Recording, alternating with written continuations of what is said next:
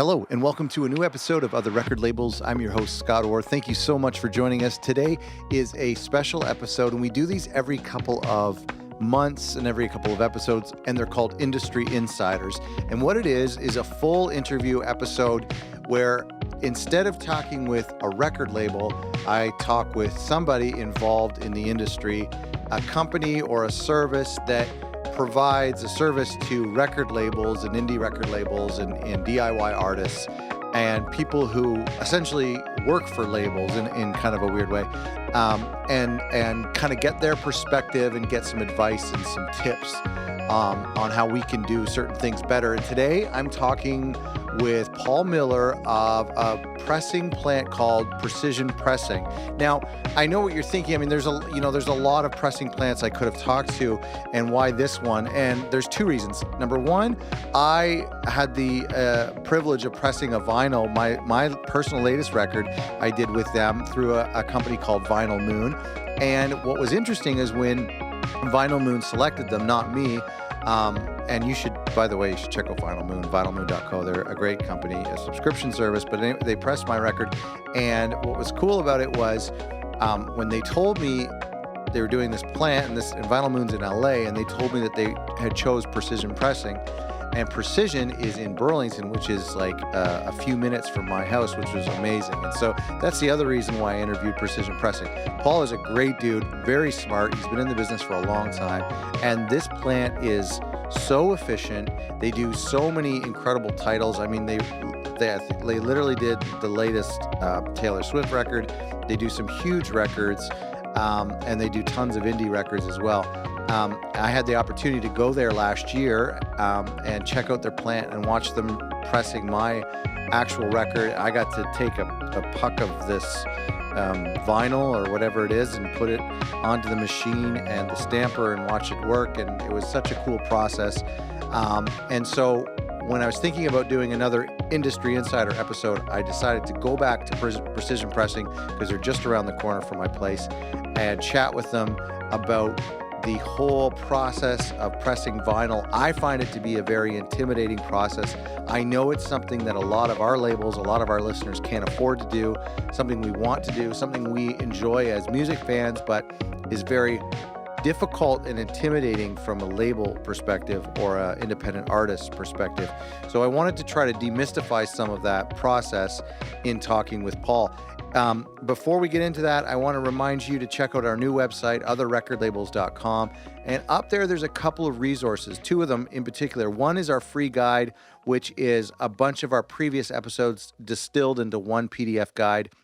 And the second thing is something we released just last week, which is a little tutorial on artwork and considering your album artwork to be a brand and working under that mentality. And so something I put together there.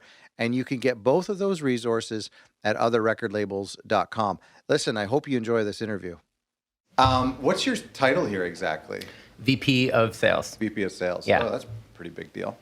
Yeah, so the structure is basically broken down between the Burlington factory, let's say, okay, and then the Toronto office, which deals with things like graphics, production, sales, marketing, those sorts of things. Yeah. So I I'm more than tend to. Yeah. I manage that side of things, okay, and then the actual like specific factory operations in terms of the machinery and all the myriad things that surround it. Okay. Yeah, that's Ernie, who's the VP of operations. Oh, okay, yeah. That's great. So how long have you been with Precision? I've been with Precision, I guess before it was Precision. Even at the time when we were thinking, okay, what's the name of this damn thing going to be? Yeah, yeah. And then actually, it was Precision was suggested, and I was like, nah, you know what? I think it's a little too generic. Why don't you leave it with me? I'll come up with like a cool name, you know? Yeah, and then I was, everywhere I was sitting at a bar being like, Yellow Light Records, no, that sucks. Glasses Records, no. Beer Tap, no. Okay, Precision, great. Just go for it. Yeah.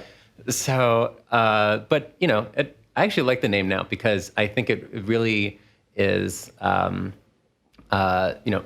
expresses the right target for us. Well, the funny thing is that when I came here, when I was back here in March, or last year, or early this year, what was so surprising to me was how clean and sterile this place is. Like everything's painted really nice. And I was like, I know it's Burlington, but I was expecting like 70s, 60s. Like I associate vinyl with 70s and 60s. So I was thinking, what would a factory look like in the 70s and 60s? And I was just thinking this like steam-filled, dirty, rusty machines. Right. But it's very like sterile, very methodical. Yeah, that's intentional, actually. Yeah. And I've been around vinyl for a long time. So I had my own company called Samo, which was a broker for vinyl manufacturing and not the manufacturer itself. Oh, I remember that. Yeah? Yeah. Yeah, we were around for a while, 14 years. I probably did stuff. I mean, all my friends did CDs with you guys. I probably did something. I'm sure you did. I probably did. But I became a bit of a vinyl tourist when I was in other places. I visited a lot of factories because I was just very interested in seeing as much firsthand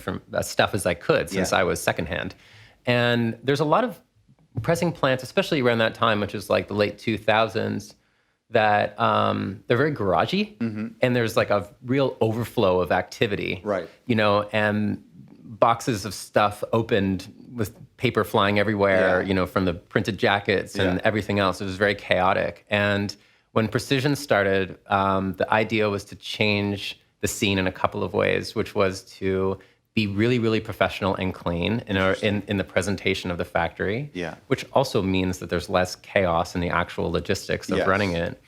And part of that also was like a bid to be the type of new and different pressing plant that was big enough and scalable to, you know, have a lot of potential. Right. But to also be the type of place that was very accessible to independent musicians of all sizes. Yeah. We didn't want it to feel very sort of, you know, punk and garagey and, you know, that type of look. But we wanted those people to feel like they could come here and know that they were going to get well-made records. So when you're doing sales, who are you dealing with? Are you dealing with major labels? Are you dealing with small little labels? Yeah, so both. Yeah. My portfolio, is the independent side of things. Okay. The major label activity definitely courses through the veins of Precision, but more so with Sean, who's the CEO. Okay. He has the relationships with the major labels. So I really focus on the independents. Okay, that's cool. Yeah. That's good. And then would that include like indie artists themselves, like artists just representing themselves? Yeah, so the minimum run is 100. Okay. And that was also intentional because some plants' minimum run is 300 or 500. Yeah. Low barrier to entry being the goal. So like if you are the type of band that just feels like having your record on vinyl is total validation of your musical existence, which I get, you know, like it's a special thing to do. Yes. Some people dream about it. Even if you lose money on 100 pieces. Which you don't have to, but still, you know, if you just want it to exist, then, you know, you can come to us for that. But also if you're, you know, a large independent label like Merge or something like that, then it works for you too. I know that like we kind of got talking about Geographic North, who like we're big fans of. Both fans, do you like pursue labels that you're a fan of or bands that you're a fan of? I only do that once in a while, actually. I would do that all the time. I don't do a lot of the outreach myself. Okay. So when it happens once in a while, it's because I'm like, God damn it, why don't they work with us? I just want to have Geographic North records run through here. So I reached out to Farbod. You and I were talking about him before this, and was just like, look, that Nick Malkin record you put out, I'm upset at how good it is. Like, can we talk about doing the next one? And it wasn't on vinyl, right? Was it a tape? That was a tape one, but he said, well, actually, maybe I shouldn't. Sure, no, that's cool. He talked about some release plans for some artists that were like, maybe this. And I was like, great, keep me posted. I would be so flattered if a plant reached out to me and said they were a fan of a certain release that we did or a certain record or whatever and wanted to. I mean, that would be really flattering. That's why I only do it occasionally, because I want to keep it genuine. I don't want to be reaching out to everyone with the same, you know, email blast look saying like, oh, I'm a, you know, here's what I learned about you on your Wikipedia page. I mean, I'm a giant fan. Yeah. Oh, I still get those emails like, hello, you know, and fill in the blank. I'm a huge fan of whatever song turned up and and the search. title is spelled wrong. Yeah, that's right. Oh man, I would do that all the time. I've actually always there's so many records that came out like at a certain time or whatever, when a band maybe couldn't afford vinyl or vinyl wasn't the thing at the time, and I wish that I could fund it myself. Like I wish that I could be like, because maybe the band's defunct or they're just a really small band, and so yeah, I'd lose my job if I was in your position. There's a lot of people picking up that mantle, though. I mean, the reissue market is something that really blossomed about, I would say even like 8 or 9 years ago now. Yeah. And still, we see a lot of, rare reissues from all over the world. Right. People are still very interested in exploring, every angle. Yeah. Of previously released music. We're talking about indie labels. I feel like, I mean, vinyl is in vogue. It has been for 10 years now. Like it's back in, obviously. We don't need to talk about that. But like to me, it still doesn't feel as accessible to the middle class or to this where I would put myself. With like, it seems with all the fancy pressings and everything it's like black is, you can't do black anymore. Like there's all these add-ons. Like I feel like, and I think our listeners might feel that it's getting more out of our reach. How can doing a great vinyl release still be accessible for small, low budget labels? That is an insightful point. I feel like we have noticed that the direction, and I'm using that in air quotes. Okay. I didn't actually do that, so I needed to follow up to make the motion there. We've noticed like certainly one direction is going further towards the collector's market, and we've been very interested in exploring that. So like we try and do a lot of effect testing and a lot of, we have 48 base colors and we have all kinds of crazy vinyl effects that we're capable of doing with the specific type of machines that we have. And because we have those machines, we're like, let's push it hard and see what we can get out of these things. But that is only one avenue, right? And that's the avenue that you're saying, which is not accessible to everyone. Right. I think like the low runs are definitely part of it, because I think that you have to be able to open up the field enough to have enough people playing in it. Right. I don't know what that does for the actual affordability of the records, because there's a flip side where obviously the lower the run, the higher the dollar value is to make it. Yeah. But we're developing things like I don't want to get too technical here, but or maybe that's what you want. But previously, you could only make 500 record jackets as a minimum. Yes. And in most places, that's still the case. And they would just throw them out or keep them on the shelf, right? Right. You'd always have to tell people, oh, we can make you 100 records, but here's 500 jackets. But look on the bright side. Look at all these jackets you have for a reorder. And that was just sort of trying to be optimistic about the situation. Right. We have digital printing technology has come along so far now that you can actually have really nice, high quality looking digital jackets made at low quantities. And so that is a move towards making the 100 and 200 runs more accessible. But I guess I'm still not really addressing your question, because that's more for the artists and labels making the records. But you're more talking about the record buyers, right? No. I'm talking about our listeners, our labels, and DIY musicians. You're talking about how you're investing in like cooler features and colors and stuff like that. It feels like to me, and I'm not saying this is the truth. It just feels like vinyl is becoming less accessible. It's as the technology grows or as it becomes more and more common and more competitors come into the business. As a label, I feel like it's getting further out of my reach, because maybe it's because I feel like fans are demanding heavy vinyl, cool colors, cool cutout things. Well, something that I've noticed labels doing that I really like is doing the run primarily on black, but doing a limited version of a color or a color effect. Okay. And so that's a way of keeping the price down across the board, as opposed to thinking you need to invest in making every single unit you create a special, highly coveted collector's piece. Right. And I like that idea because, say, if you're doing 500 records, 400 black, 100 on color or with splatter or something like that, then I'm just imagining that you could put those 100 up for pre-sale. Sure.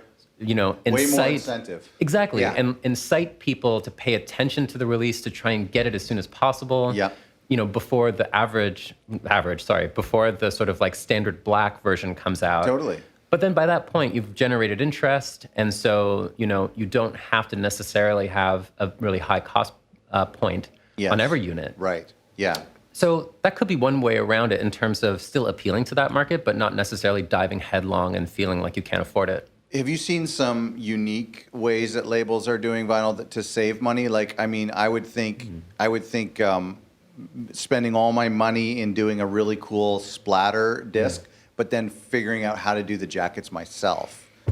Have you seen anything unique? In terms of being mindful about the cost while still doing something special, let me think about that. Well, I guess figuring out what the priority is in terms of what is special about the release is one thing. So you could, you know, go all out with the record jacket, for instance, do gold foil or Pantone printing or, you know, spot gloss or something like that. Yeah. Versus doing something like splatter or half and half or something like that. Right. So I guess I would say, you know, finding out which thing will appeal to the record buyer, your specific record buyer more, and zoning in on that. Yeah. I think makes sense. Right. Because I don't think, I mean, going DIY has a cool handheld sort of, you know, effect, and there's an appreciation when you buy something like that, but it's not really that doable for every release, for every label. Sure. And so I think there's like a total space for that, but it's pretty cumbersome to do. To like make your own jackets, silk screen them, put them together by hand. It might not be as easy as one thinks. So I guess I would just, again, say like each release can be different and not all of it has to be specialized. You can sort of pick your zones. I think we were talking a little bit before we started recording about how there's a certain type of buyer who is really picky or whatnot, and then there's maybe the more of the mass market. And so maybe my question, I'm just more projecting like my feelings as a pretentious buyer who, whenever I go and buy like a new record, like if it's like a mass market like Jimmy Eat World record or something, and it's just a black vinyl in a super thin paper sleeve, I'm often a little disappointed. Then when I buy like something like a limited run or something that's way more fancy. Yeah, I think part of that is the calculation of some of the labels to think there's a built-in audience for this artist. Yes. So we don't need to spend much money, you know, going nuts on it because people are going to be interested in it anyway. Yeah. But I think, again, that's probably where you would see the majority of the run on black with a color variant. Right, yeah. And I've also noticed in a trend that I like is those color variants finding partners. So for instance, I've seen, you know, just on the major label side, they've been successful at this where, you know, there'll be a big release for, I don't know, Ariana Grande or something like that. Yeah. And there'll be like a glow-in-the-dark version for Target or something, you know? Right. I would love it if the independents could figure something like that out too. Maybe find a record store partner. And I think they do. I mean, I think like a lot of like indie like people like artists who support indie record stores will do like a colored run for independent stores. I've seen that before. I've seen it too. I don't know how they divide it. I don't know how they say Target's only getting black or Best Buy is only getting black. But you know, I don't know the inner workings of it either. I've seen Light in the Attic do it as well. So certainly some independents are doing it. But I'm just thinking you could do that on like a even more micro scale, like in your city with your independent. I mean, it's just an idea, you know. That's really interesting. Wouldn't that be funny if like your town got one color? You'd have to, wow. Yeah, that's what I'm thinking. And then that'd be really cool. The more people you have sort of buying in, and both senses of the word to your release, then the more, you know, interested avenues there are who are pushing that album. Man, I love that idea of doing a hometown exclusive color. Like the 3 record stores in your town get this one. That would be awesome. How does a label or an artist or whatever, how do you choose a pressing plant? Like what should they look for? Oh, good question. And I mean, imagine the folks who are listening would Google pressing plants Some of them would look for what's close to them. Yeah, sure. I've heard people going all the way out to the check. There's people who will just do it anywhere. So what are they looking for? I think people are looking for a place that has renowned quality. I don't think people have time to screw around with records that are going to be, chewed up by the time that they arrive on their doorstep. Yeah. So we bill ourselves as a plant with experience, even though we're 3 years old. One of our parent companies, we're owned by two entities. One of the parent companies is GZ from the Czech Republic. Oh, okay. Which really helps us get our floor elevated when we started. So we're not just some brand new pressing plant trying to figure it out. Yeah. Making records, here's a industry hot tip, is really goddamn hard. Yeah. So labels who have been around, they don't like rolling the dice on any new pressing plant. Of course. Because bad things can happen. Yeah. It's not easy, right? Yeah. So we use that technical resource and partner as GZ to make sure that we can elevate that. But the other thing too is, this might sound very sort of salesy, but it really is service, because there was also, for labels that have been around, they know this, there was a long period of time where the record plants were just factories, just trying to get through the day. And the demand was really high, and they didn't have time to focus on, even answering the phone. It was really all about just pushing these records through. So you either had a factory who was very factory-like and who weren't very easy to talk to. Are you talking about like years ago, or are you talking about in this recent boom? I'm talking about years ago, but I still think it's relevant. Okay. And I'll get to why in a second. And then you also had the brokers, Samo did before, and we filled that void of actually being someone that could walk you through the process and answer the phone and do all that kind of stuff. And so we really wanted to combine both of those things. It was very, very, very intentional. So to be able to do everything, all the effects, to be able to be very, very servicey, and to also know what we're doing. So I should hope that people look for those three qualities to not just go with someone who meets one of those three. Yeah. But people look for all types of different things. Regional is another one. Because why wouldn't you want to try the pressing plant in your backyard? Right. That's certainly appealing. You can go pick them up. Well, the idea of having that type of relationship, and being able to pick it up and keeping your eye on stuff makes sense. Now, if the pressing plant that you're working with, who's miles and miles away, if they're incredibly effective at what they do, that matters less, right? Yeah. People look for different things. Obviously price, availability of types of effects. Like not all plants do print.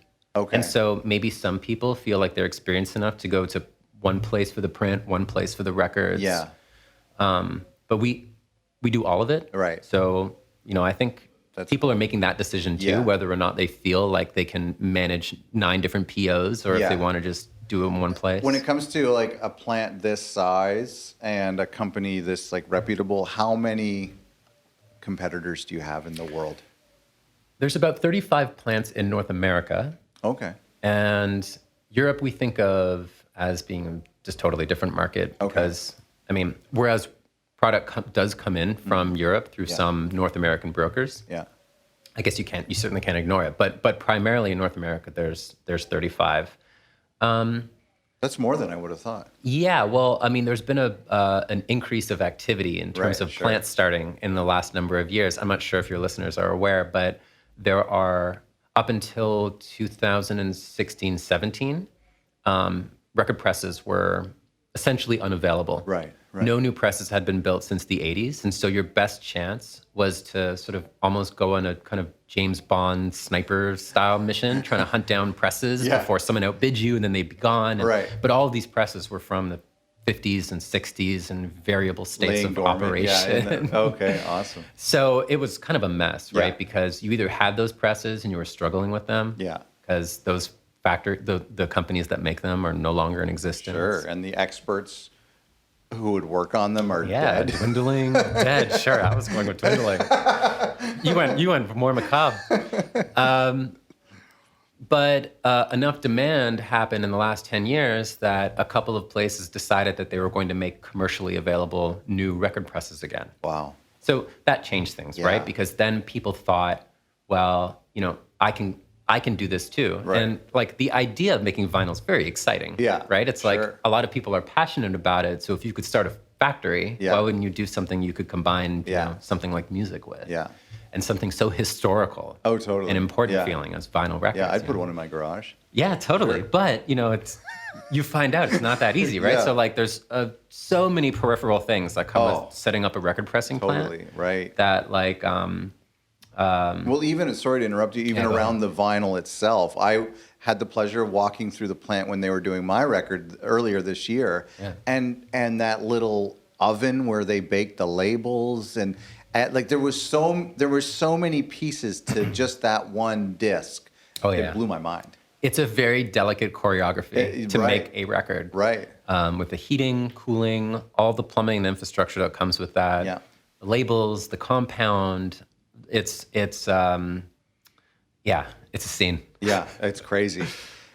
Let's go back. Let's talk about these features that you were talking about. Is there like what are you excited about when it comes to like the different experiments that you guys are working on? Ah, okay. I would say like there are many opportunities to make effect records based on the components that you put into it. So like by components, I suppose I mean compound, different types of compound as well as technique. Mm-hmm. There's an artistry to that and also a science. Okay. So you really feel like you're progressing in a couple of ways when you're able to find something interesting. Right.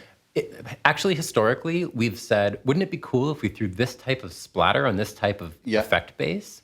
Let's see what happens. But we're actually trying a different approach now, which is to really break down all the component parts of how an effect is made. Okay. So that you can see a picture of a finished effect that someone sends you and say, oh, I know exactly how that's made. Oh. Acting with intention. Wow. And that might sound a little boring, but I find that quite exciting in terms of getting deeper into the knowledge of exactly how all of these things work with one another. So like there's a particular type of compound, the industry term is high melt. Okay. And what it does is it melts at a higher temperature than the base color. Okay. So by the time the base color is melted, the high melt compound hasn't fully melted into it, if you follow me. Okay. Which means that it's not blending. It's sort of creating a pattern on top of it based on the fact that it's at a different temperature. Okay. So like there's so much you can explore with that. Wow.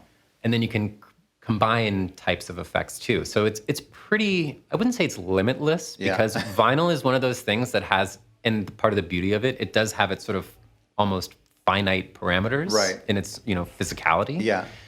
But I've noticed more of a race to get experimental and interesting from all the new plants out there. So it's pushing us forward in that direction too. I see. How is it? How is color matching like progressed? Like from a design standpoint, if you have a completely orange album cover and you want the disc to match the paper print, that's got to be impossible. Well, it's impossible to Are the there degree. Pantones? There are Pantones. Wow. But still, you have to keep in mind that a Pantone is going to look different on paper than it will on melted plastic. Right. And beyond that, even on paper, sort of, some papers are more bluey white, some papers are more yellowy white. So there's always some variation. Yes. So it's never going to be perfect. Yeah. But we have 48 base colors, which is like a ridiculous amount, I think. So there's a lot of options to choose from the standard guide, but we also offer a custom Pantone mix. Okay. And it's more expensive to produce, but essentially what we'll do is we'll make the recipe, and then send you for your test pressings. It'll be on that color, so it's an opportunity to review it, and we can make some small tweaks to it. That's amazing. So we can get pretty close. Yeah. Yeah. That's awesome. Yeah. What have you seen a certain effect? I mean, this is exciting because I just makes me want to go out and buy vinyl now. But have you seen like a certain effect that resonates better than others with the fans? Like, what do fans like? What are the music buyers like? Do they care? I can only tell by proxy because we it's really the record labels who are expressing the interest to us, and we feel like hopefully they're guessing correctly. Okay. So whereas we don't have that that direct conversation with record buyers. Yeah. We can sort of tell by proxy, like I say. Right. And what they seem to like is when we create our own custom mixes. Sure. So we have one called, let me think of one. Well, this is sort of a basic one, but Whirlpool. Okay. We give them names like this, which is a clear base with this sort of blue kind of high melt in it. And I guess it looks like, if you could freeze frame sort of a whirlpool motion or something like that. Yeah. So like whenever we introduce those things, we feel like there's a burst of excitement that comes with it. Yeah. And so what we really want to do is have, right now we have 9 of them, which is not that many. Yeah. We need 50. You know what I mean? So like we want to go far in that direction. And the more photos that we have of the examples on our website, the more people can be inspired to create their own version of it. So they're coming up with ideas sometimes, the customers? Yeah, it's like a two-way conversation. We say, here are the custom mixes that we've made. And then someone can point to one of them and say, well, what if this one looked like that? Right. But if you have enough of those on there, then you're bound to have more of those conversations. One of the things that like Brandon at Vinyl Moon had showed me, and I never thought of that I think is really innovative, is playing with the labels. Okay. I think that's cool, as opposed to just that circle, which I don't know, what is that, 5 inches or 4 inches? Like doing a rectangle, or doing a Brandon triangle. did do that. Yeah. I think that's cool. Not many people have experimented with that. So Brandon is kind of in his own lane there, Well, there at you least go. as far as we're concerned. Yeah, I think it's a great idea. It is really cool. I mean, the labels serve a couple of purposes. Obviously, identification and artwork. Yeah. Another one is they actually maintain the sort of delicate balance of weight on press. Okay. And what I mean is that if you have a center label on one side and no label on the other, you're more prone to warpage. Okay. So we love creativity and experimentation. It's the type of thing that we should have a conversation about to make sure it will end up safely. Because depending on the shape or if there's different shapes on both sides, it could possibly have unexpected effects. Interesting. I think for the one that we did with Brandon, I think it worked perfectly. Yeah. So it's about like sharing those experimental ideas with your pressing plant instead of just pushing forward no matter what. Yeah. I can't remember who I was talking to this about, but what can you do? Do you save any money in putting an EP or something on one side of a 12-inch and leaving the other side blank? Have people done that? People do that, and you can get creative with it too. You can, on any side where you don't have music, you can do an etching or a silkscreen. Okay. The silkscreen is my favorite. Interesting. Most people like etchings. I like silkscreen personally. I can show you some examples after. Sure. But essentially, like, we did this one record for this Canadian label, Dine Alone. It was this band Tokyo Police Club. It's one of my favorite records we've done. Sure. It's a translucent yellow record. And there's audio on side A only. Yeah. And on the B side, there's this diagonal rows, I guess, or those be columns or rows when they're diagonal. Anyway, we'll figure that out. But there's diagonal rows of just like this white cartoonish watermelon icon that just goes, it repeats and repeats. And because the record is translucent, you can see it through both sides. Wow. And it's not that expensive. I forget how much the silk screening is, but it's like, we're talking cheaper 30 than or 50 cents or something cheaper like than that. doing audio? Oh, yeah. Oh, wow. Yeah. That's amazing. Totally. So I've seen people get creative with that silk screen pattern. Yeah. And I love it when it's on translucent because then, like I said, you see it through both sides. It's a bit of... That's really cool. How many minutes can you get on one side of 12-inch? I mean, you can squeeze the hell out of it and it will sound like shit. Okay. So there's no real rule. Oh. And plus, if you came to me with like a solo flute recording, I would give you a different answer than someone who appeared with like, I don't know, a death metal band with a full orchestra behind it. I would say the general rule of, and just to parse that a little bit, it's about the sort of parameters of the audio, bass being one of them. Right. So bass takes up like lateral movements when it's cutting. Okay. So that's like left and right, meaning you're taking up more space, more bass information you have. Same thing with volume, etc. Okay. So essentially, basic rule of thumb is 20 minutes or less on one side of a 12-inch is ideal. Yeah. If you push it, you can just experience something called inner groove distortion, Okay. which means that near the end of the side, you start hearing, let's say, like a fuzziness appear on the mostly high frequency information, Right. like vocals or drum cymbals. Okay.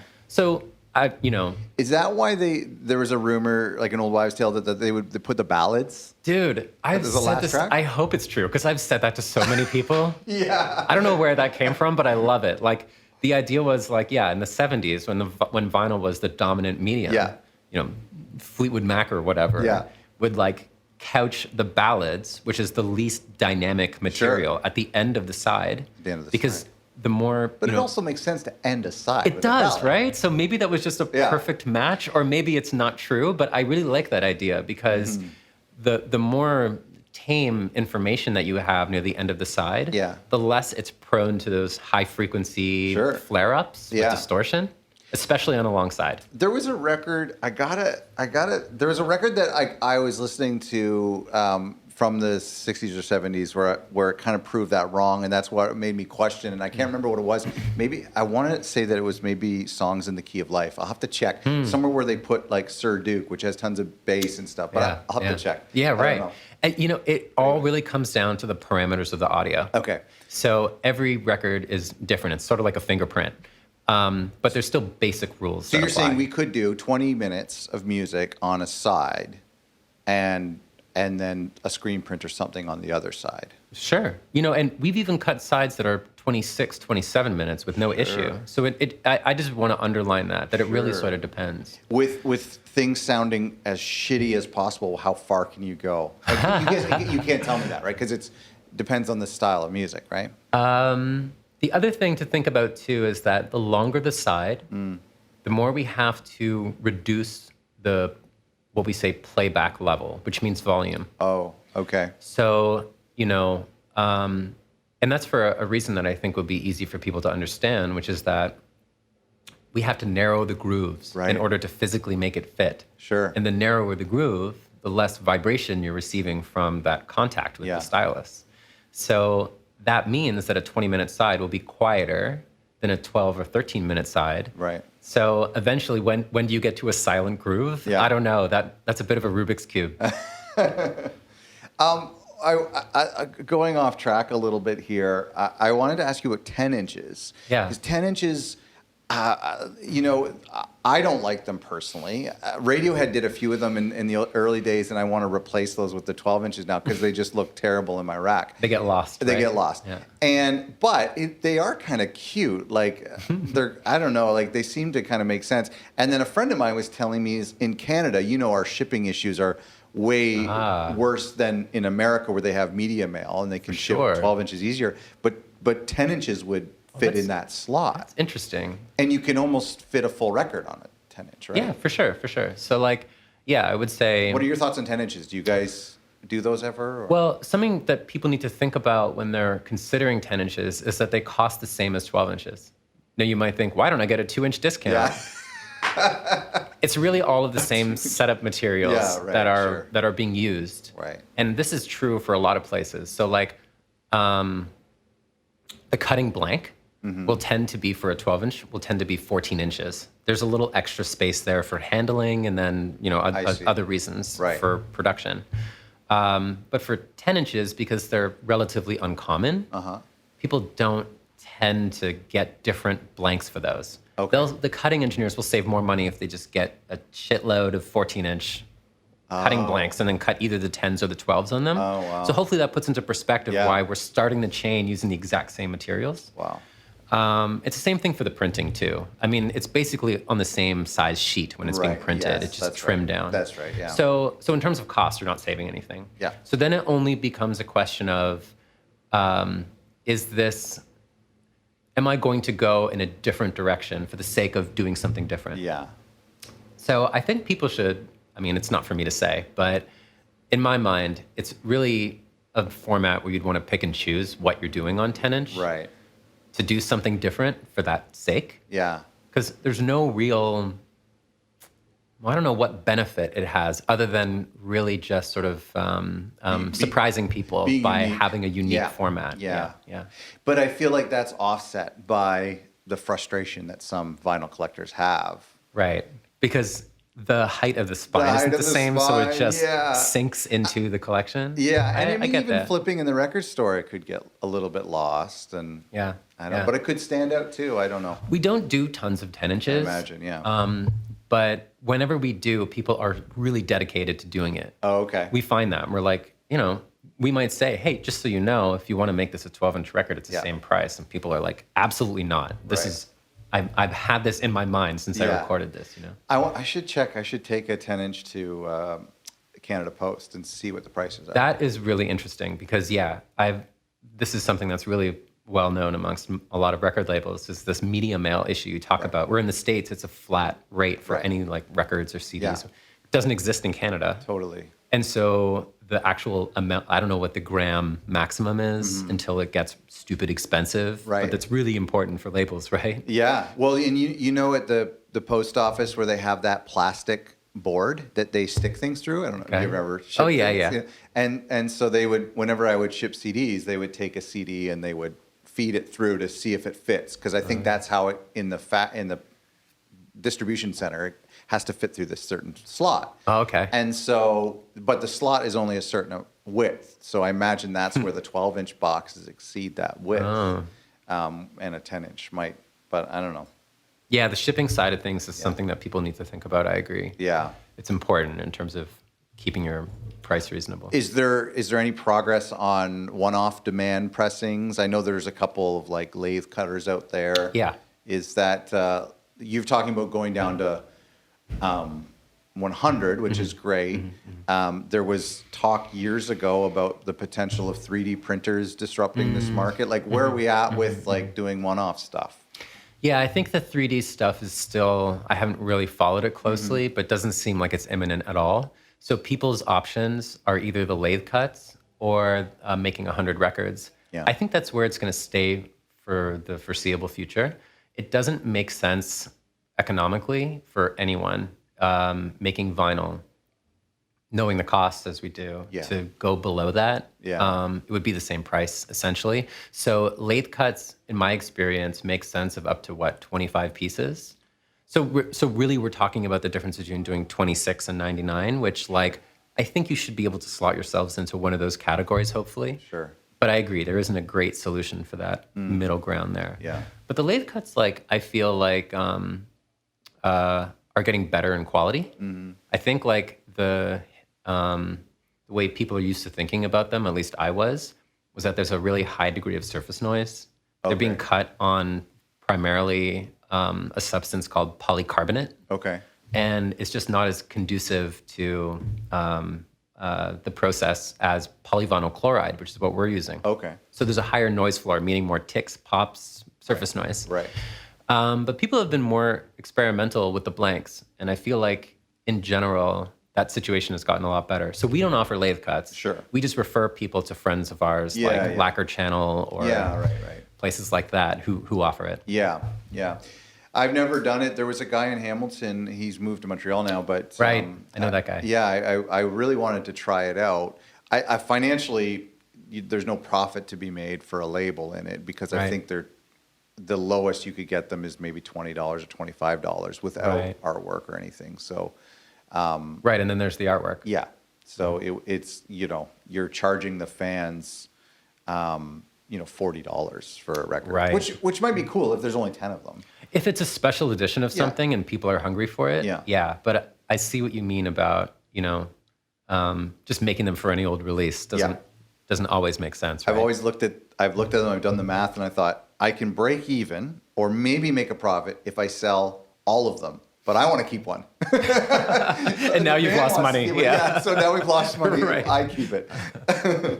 There was this the word in the industry years ago, maybe like 2015 or so and beyond, was that there was this massive backlog. What's the lead times at nowadays? For us, we're 8 weeks. Okay. And we deliver a lot of stuff in 7 weeks. We're pretty analytical about our turnaround times. And I would say the majority of the 8-week projects end up in 7 weeks. Okay. So we see that as an opportunity to become 7 weeks. We also offer rushes for if people are looking for 5 or 6 weeks. That's sort of the minimum is 5 weeks. Oh, okay. Wow. And I think in general, most plants are between 8 to 12. Okay. If you're beyond 12, you're sort of dealing with some stuff. You know Yeah. what I mean? So, Yeah. so yeah, I think like the capacity issues of the past are largely resolved. Oh, I don't okay. think that the way it was, which was that, hey, your record might be done in 12 weeks or 6 months, Yeah. is a current thing anymore. Oh, that's good. Yeah, it really was for a while, you know? And why was that? Because I mean, I remember people were blaming, major labels for pressing the Clueless soundtrack and different stuff like that. Like The scratch and sniff version of the Clueless soundtrack. It's for two reasons. It was major label induced somewhat, but it's hard to blame them entirely for seeing that there was demand for something and wanting to get it. Sure. Yeah. But they also got moved to the front of the line in a lot of places because see. it was the big shiny object, right? Yeah. Right. But the real that would have been fine, except for the fact that there was a real constraint on capacity, Right. and it was for the reasons I was talking about earlier, Yes. where Yeah. no new record presses since 1981 or whatever Right. it was, 1983. Right. And so everyone was there was a big traffic jam. And that's better now. Yeah, because our presses come from GZ. GZ were the first plant in the world in 30 plus years to make their own presses, and they made it for their own factory. Oh, wow. And that was I'm not sure if I said, in 2014. So when we started in 2016, we just ordered 10 more off the line. So we have 13 presses now. Wow. But we started with 10. I mean, it's 5 double presses. So Right. 10 presses. And so that was our leg up. We had new equipment. Yeah. That's become less of like a sort of selling feature. Hey, we have new presses. A lot of people do now from Okay. other places, Okay. not GZ. GZ won't sell to new pressing plants. I But see. there's other companies like Viral Tech and Phoenix Alpha. I who remember do. the Viral's Canadian, right? Yeah, they're I actually. remember seeing the press releases about that. That's kind of It was really interesting because when we started in 2016, we're sitting here in Burlington. Yeah.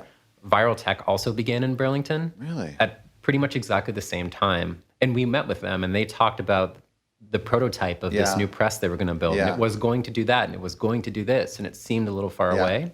And a lot of people confused us because suddenly Burlington, Ontario became this like hotbed of vinyl activity. And it's weird. like, what the hell? so What is this weird. place? Yeah. So, Not known for its art scene. yeah, exactly, right? No disrespect to our Burlington listeners. I was just going to offer the same caveat. But yeah, so they were developing their own presses. We were on a separate path with our new presses that we were getting from GZ. And since then, Viral Tech have released that press, and new plants are purchasing it. Right. We're really happy with the GZ presses that we got. They're semi-automatic. Yeah. Which essentially boiled down just means that there can be manual manipulation Okay. of the puck, it's called, Yeah. which just Yeah, is the record looks like before what- it's a yeah. record, before it hits the press. It's all hand delivered. Right. Whereas with the automatic machines, it's all done by carriage. So there's less manipulation, meaning less effects you can make on them. Right. So we started with 10 semi-automatics, so very, hand-fed our Yeah. whole process. And Which, then, by the way, is very frightening. I had the opportunity. Frightening?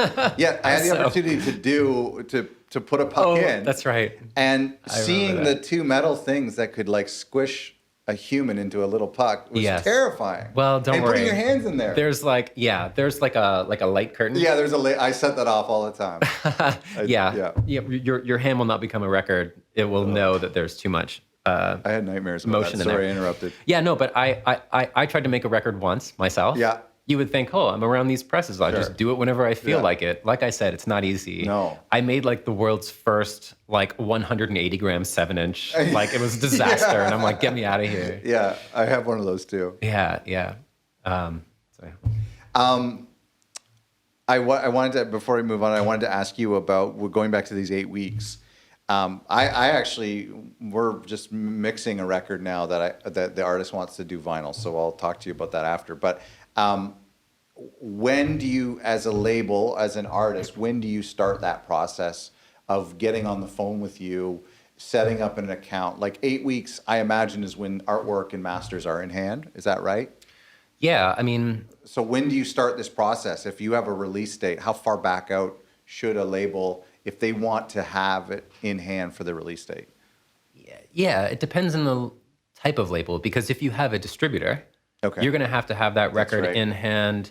Like when I say in hand, I mean at the depot, traditionally about 22 days Right. before the release, right? So then you have to work backwards. Yes. If you don't have a distro and it's just about making sure you have them in hand for a tour or a release show, Sure. I suppose that depends on how long you feel it will take to get the artwork together and what Right. stage you're at. People contact us before they've even recorded. So Right. it's really all over the place. Yeah. And that's good because, maybe you have to have a band meeting where like all 5 people are part of the same democratic process. Yeah.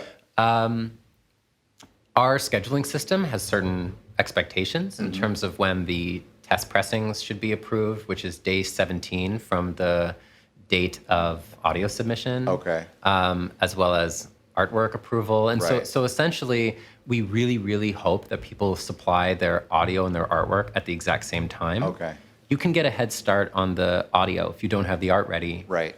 But this is why I think it's better to contact us as soon as you can, as opposed to right before that 8 weeks. Right. It's good to have that conversation about what the deadline expectations Right. are. Like we don't have a culture of saying, well, your test pressing approval is late, so Yeah. like we will try and push through that. I see. And to say, we made it happen anyway. Yeah. So Because you're dealing with artists. yeah, Pretty- totally. It's an easy thing to shoot yourself in the foot, especially with like artwork and Yeah. design programs and whatever else. So anyway, yeah, I'd encourage 2 things. I'd encourage contact us sooner in the process than later, and to try and get your audio and art ready at the exact same At time. the same time. Yeah. Yeah, that's good advice. I see a lot of frustration on Twitter from labels I follow who are doing pressings when it comes to not necessarily turnaround time as much anymore, but mistakes or just general frustration of how arduous this process can be. Where does that come from, and how can that be avoided? There's so many parts to making a record, so many stages.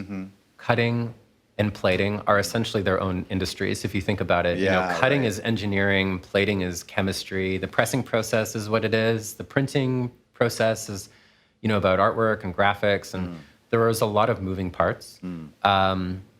And so it really depends on the strength of the systems that your suppliers have, the interconnectedness of it. The ability for one place like us to streamline everything is preferable for that reason, I would say, but that's a choice people can make. I know that we're automating a lot more of the features of our own systems in terms of how a record moves through it. Yeah. We're putting a lot of work into creating and developing some custom software for our company that's like not off the shelf, but designed specifically for our purposes. So I think that's for pressing plants. I feel like that's where we are best at applying that energy to reduce those mistakes. The more manual and intensive your process is, the more opportunities there are for all those various stages to not come together perfectly. Right.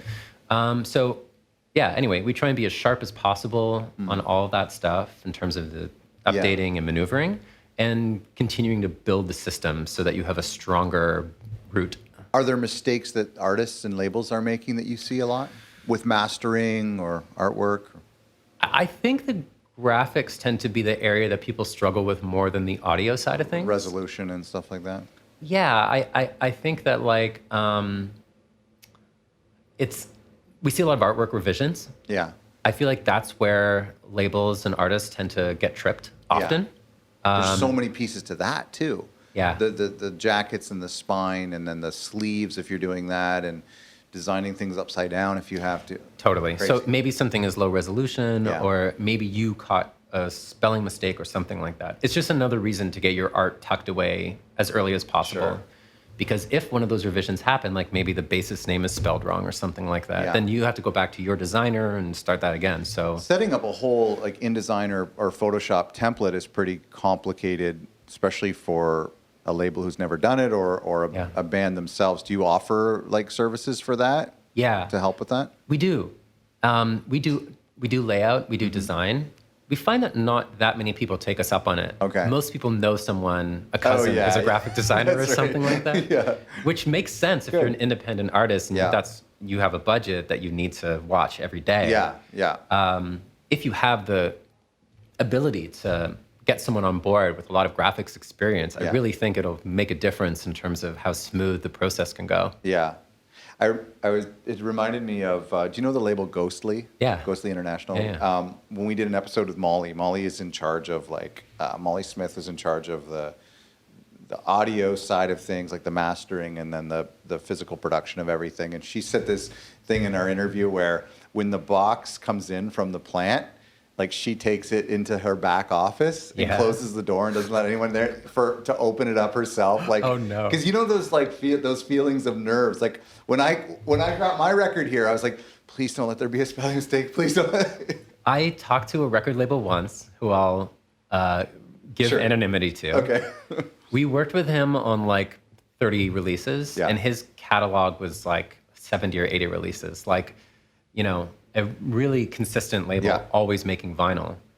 And he told me once he cannot physically bring it upon himself to put the record onto the turntable and to play and to put the needle down because there's just too much anxiety centered around. Oh, yeah. And I'm like, man, for me, it was more printing than the music. Right, the music I have more confidence in. I think it's the thing that's a little bit out of my wheelhouse, like the resolution or the errors or something. That's where I'm nervous. Yeah, hopefully people aren't afraid because we have test pressings. So that's an opportunity for audio review. Yeah. And you can ask any questions if things seem strange to you. There are artwork, digital proofs for all of the art pieces. You can do hard copy proofs. So like there are opportunities to relieve that anxiety. Can I don't know if this is like proprietary. Can I mention the people with the headphones? That department? The audio QA room, we call it? Yeah. That is it's such a bizarre job. Would you like to have that job or would you hate to have that job? I have a lot of respect for the people that have that job. These are people, to our listeners, these are people who are listen to a record front to back with headphones sitting there in a room. We have something called the first off. Okay. Maybe every plant uses that term. But essentially, it's the first record that we deem sort of fit to hit the quality control room. Yeah. Because there's 3 quality reviews. Yeah. There's 2 visual and 1 audio. Okay. And so the first off is listened to front to back in its entirety. So, if it's the new like Merzbow record. So you can come in here extreme power violence noise or whatever. You can come in here at 8 a.m. and have to listen to like a noise heavy metal record or something. Followed by Dolly Parton or something, totally. So, yeah. I would just like pray that it's a Miles Davis release. First thing in the morning, please. But primarily what you're listening for are like deviations, defects, like pops, ticks, or whatever. So you're not necessarily like focusing on the lyrics, for instance. You know what I mean? Yeah. So, it must be a challenging thing to do that as your everyday. So yeah, we do the first off, and then thankfully throughout the run, you don't keep doing that. Yeah, it's just every 50th record, you needle drop on like the most common passages that could have more noise. Like what we call the lead in, which is before the music starts, but when you put the needle down. Right. That's where you can really hear what's going on. Yes. I like when I'm mastering and putting a record together, I love when songs bleed into the next. You can do that on vinyl? You definitely can. So is there just not that dead space where you can drop the needle? How does that work? What that dead space is, people have different names for it, visual track markers or track bands. Okay. It's essentially made with the push of a button on the lathe. Oh. And it has no audio impact whatsoever. No way. Yeah. So it doesn't accompany silence or vice versa. I did not know that. If your audio master has every song bleeding together, based on where the tracks stop and start with the track list that you give us, we'll still put those track bands down. Amazing. Yeah. I was stressing about that when we did my record. I'm glad we had this conversation. Yeah. I think I actually altered the vinyl master from the the streaming master to accommodate that. What do you mean I remastered you made the record. silence in between those 2 songs because you thought you had to? Maybe I did that on a previous album, but not on this latest one with Brandon. I can't remember. But I just thought, how do you drop the needle then if you don't have silence in between the tracks? Yeah, because it's visual only. That's amazing. And That was so, worth this whole interview. Yeah, totally good. Yeah, we don't add or take away silence unless Really cool. asked. Yeah, that's really cool.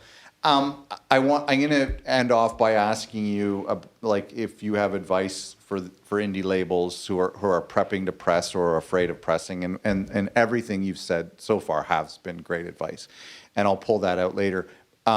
Before I do that, I want to ask you something that, like, as a fan, I noticed that, like, a lot of, like, records that I was a fan of from the late 90s and early 2000s, like when vinyl really wasn't, like, the dead era of vinyl, like, a lot of those records haven't yet been pressed on vinyl. That's happening now, more so now. But, like, is there issues that I'm not aware of like getting some of these, like, masters from the 90s? Or, like, are you familiar with this at all?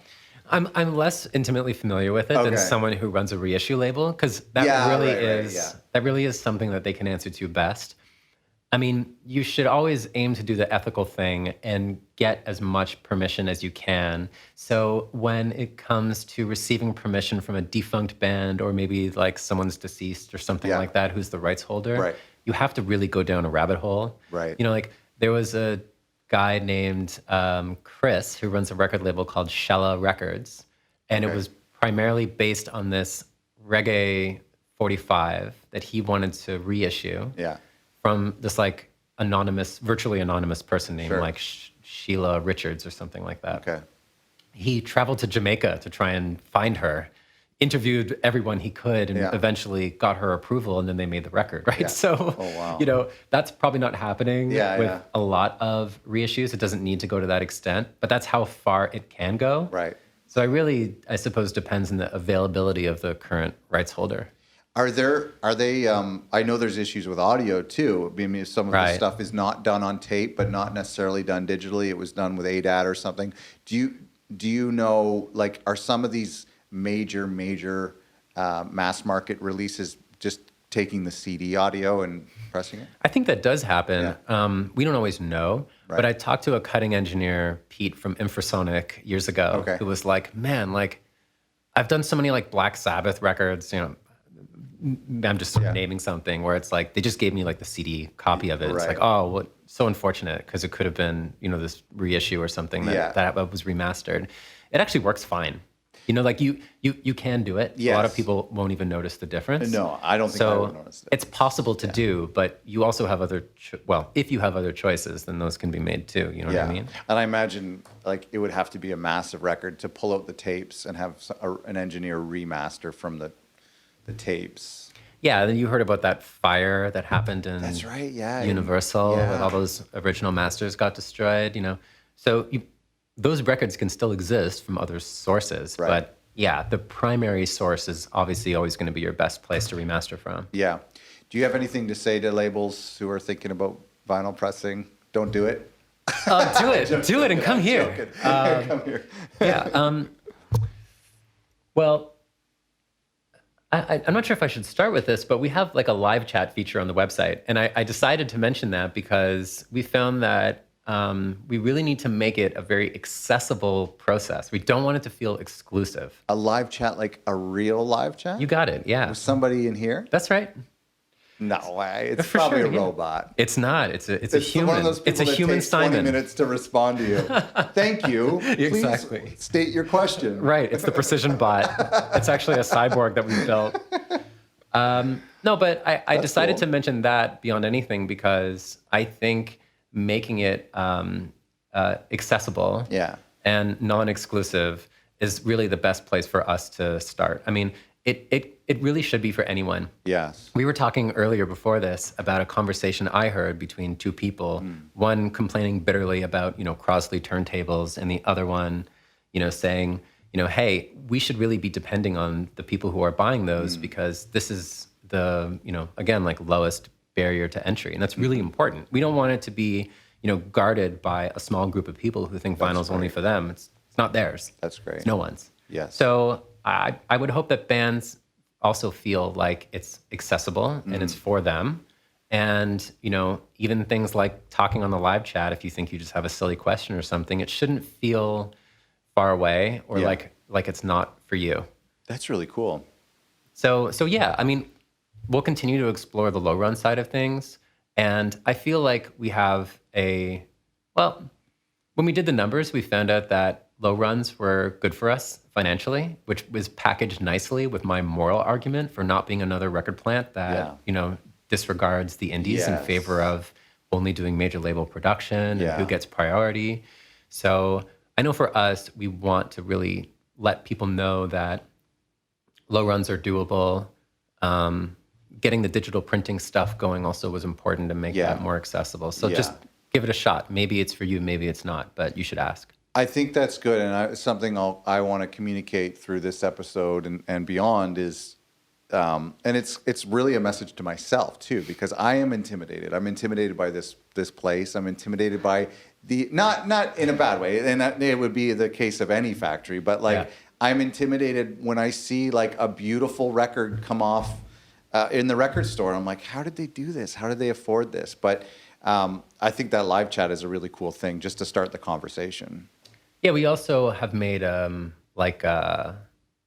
like a magazine or like blog. Okay. I guess blog is the term on the website that's, featuring different people in the industry. And we just want like other ways for people to find us and to like dispel the myth that it is complex, difficult, not for you, that type of stuff. That's great. So it can seem complicated from the outside, but we should be accessible to talk to. Yeah, that's cool. Thanks for doing this, man. Thanks a lot, man. I really awesome. appreciate it. Great. Lots of fun. Thank you so much for listening. You can check out Precision Pressing at precisionpressing.com. This isn't a sponsored interview. This was a company that I really like. I had the privilege of doing a record with them. It was a plant that I thought was incredibly immaculate, and it's such an interesting process. I love the art of making vinyl. I think it's really cool. And Paul had so many great insights. It was great to sit down face to face for an interview. Not something I get to do a lot, and so that was a lot of fun. Remember, check out our new website, otherrecordlabels.com. There's a couple resources there that you'll find helpful. Our new resource on album artwork, which you can get at otherrecordlabels.com. Click on the resource tab, and then our free guide for DIY artists and independent record labels. You can get that at otherrecordlabels.com. Thanks for listening.